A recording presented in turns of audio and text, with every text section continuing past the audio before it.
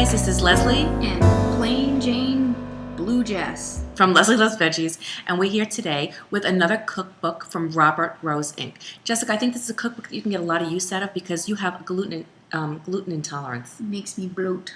I mean, I think it's gotten better as the years have gone by, but as a baby, gluten made you very sick. I don't want to say that you're gluten intolerant, but you have a major gluten sensitivity. So Robert Rose Inc. sent me this book. It's called Bob's Red Mill Everyday Gluten-Free Cookbook. This cookbook is fabulous. Now, I have to say, I have not cooked anything from it yet because I have to go food shopping. I have no fruits and vegetables, and I'm not going to make something with meat in it because I want it to be something that we can all eat. Mm-hmm. He also included two small packages of quinoa. And you know, I really, really enjoy quinoa. And Maddie really enjoys it. I've made quinoa for her, and she loves it. Does Michael like it, or he doesn't? Or he doesn't? He eats it. He doesn't know what he's eating. Okay. Because Dad, for a long time, he said he did not love it. He didn't like it. He had it somewhere, and it was bitter. Yes. Saponin is what makes it bitter. Yes, Jessica. You gotta rinse yes. out. He had it in a restaurant, and I guess most of the quinoa on the market has already been pre-rinsed, but it has like a soapy, bitter flavor to it. So when you get yours home, if it's it's a commercial product, just give it a rinse it for a minute or two, and if you buy it in bulk, like in the like in Whole Foods Market or in a food store that sells it in bulk, put it in a pan, put about an inch of water over it, let it soak, and then what I do is I put my hand in, and I kind of wriggle it around to get it agitated, and then I put it in a fine mesh strainer and rinse it. That will remove that bitter outer coating saponin. Mm-hmm. And then it's fine. It's just like any other grain. Now, this book by Camilla V. Salisbury concentrates on whole foods. Now, I know that there's a lot of gluten-free products on the market, and they're great. Mm-hmm. Don't get me wrong. I'm all for grabbing something off the shelf. However, if you're trying to eat healthy, and to me, I don't have a gluten intolerance, so I do eat wheat products. But if you're gluten intolerant, your first instinct is to grab something off the shelf, prepackaged. Mm-hmm. That's not the way to go. No. Right, because you don't eat from popsicles to meat. There's gluten that can be in anything. Right, it's the truth. And Bob's Red Mill has been making these products for years and years and years. They even have a dedicated facility just for their gluten-free products. So there's not going to be any cross-contamination. You're not going to, there's people who have such a sensitivity, they can't even wear like a makeup with gluten in it or anything with a wheat derivative in it. Right. So that's good to know. And celiac. Yes. That's really a really, really bad disease. That's what I thought you had when you were little. This cookbook has 281 recipes, but they're not based on junk. They're based on whole foods. Grains. Now, just because you're gluten-free doesn't mean you can't have grains. You could have an oat allergy. You got to watch out, but reach for other kinds of whole grains. Now, can you name me some whole grains, Jessica? Let's see. I'm going to test you. Well, teff, millet, oats. Okay. Amaranth. Mm-hmm. Sorghum. Yes, you can make. Grandma used to go up to Adairsville and Blairsville up in North Georgia, and she used to get sorghum syrup.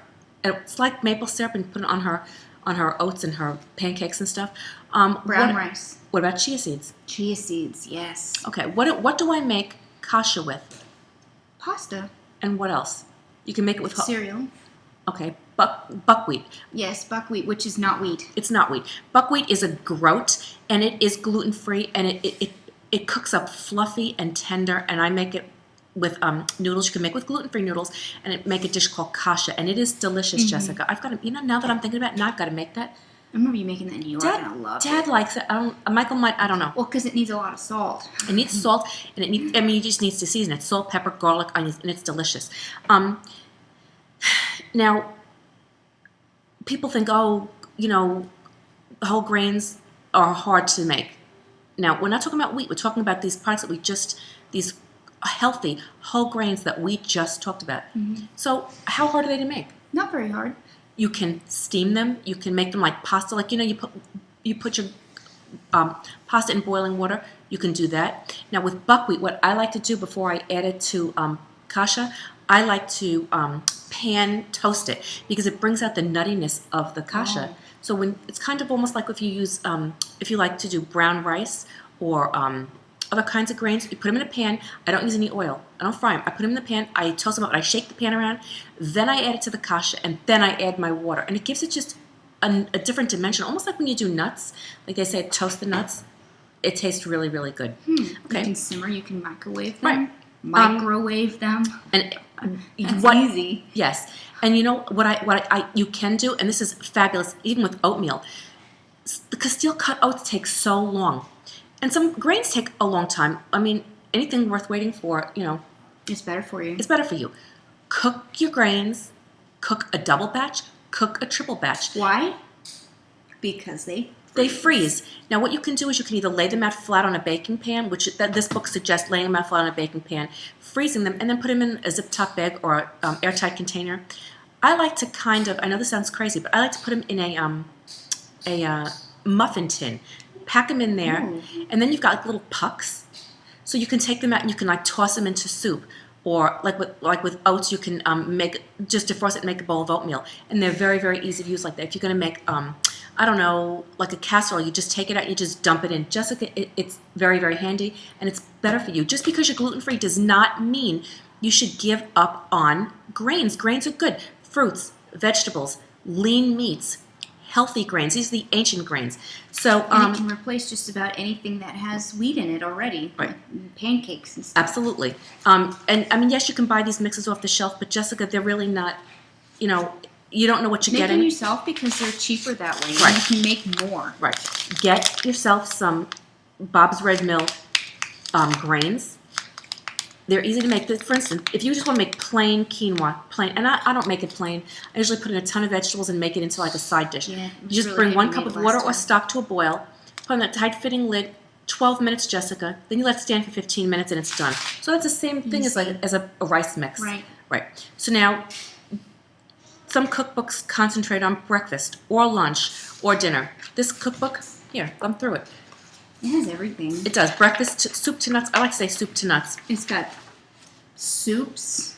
You can, with fruits and vegetables mixed. Amaranth with roasted sweet potatoes, chicken, and apples. I would eat that. That sounds really good. What was I going to say? Edamame and ginger, stir-fried quinoa. Dad does not like edamame. He won't Creamy eat it. millet with eggs, Right. green onions, and what's that? Dukka? Dukkha. Dukkha? That is I don't know, but Jessica, I had a product with that years ago, and I don't remember what it is. I like to say that I do, but I don't. This breakfast, they have soup, stews, chilies, salads, side dishes, meatless and main dishes, seafood and poultry, desserts, breads. Gluten-free. Think you can't have bread? Can you thumb over to the bread section? There's no need sandwich bread, zucchini bread, golden buttermilk biscuits, ancient chocolate chip cookies, chocolate truffle pie, Wow, there's a lot of pages. berry crisp, whole grain pancakes, chocolate buckwheat, granola. These are things that you think if you have a gluten intolerance or you eat gluten-free that you can't have because you think, oh, I'm going to be giving up starches. You don't need to give up starches. You just need to give up the wheat products and the products that contain gluten. Don't cast out grains in your diet. They're very, very good for you. I just can't believe how much bread you can make. No need sandwich bread, Jessica. There's people, 15 pages of bread. I know. I mean, it's a really nice cookbook. There's vegetarian chili with millet and polenta topping. I would love that. French chickpea quinoa with poached eggs. Jessica, that's what I was looking to make. And For me, I love my eggs poached. It has like a tomato sauce. If you really want, you could buy a gluten-free tomato sauce or spaghetti sauce from a jar, and it's layered. Oh my God, that would make a delicious brunch, Jessica. It would. I would love that. Oh. So, I mean, there's not just one. It's not like a quinoa cookbook. It's not a brown rice cookbook. It really features. And it gives you different varieties, like pumpkin pecan bread, zucchini bread, I just made pumpkin flax bread. muffins, multi-grain blueberry muffins. I mean, it gives you variety of everything. It really does. So I really, really like this cookbook. It's not a fancy cookbook. It's something that you would use for every day. I mean, the recipes are not hard to make. And what I love about most of Robert Rose cookbooks, Jessica, the pictures are so pretty. Look at that. Oh, yeah. That is the berry crisp with brown sugar. Justice would eat that. He would.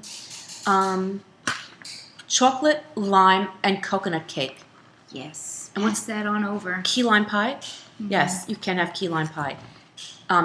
This book, like I said, concentrates on multi-seed bread. Don't give up bread. just go for the gluten-free. This book concentrates on healthy, clean eating. No junky, throwing in something that's prepackaged. No. This is how. And it has history with it, like you said. Oh, there was a fact I thought was really, really funny. And I'm not gonna be able to find it now. The ancient Aztecs made figurines from puffed amaranth seeds, mixing them with honey or blood as offerings to the god.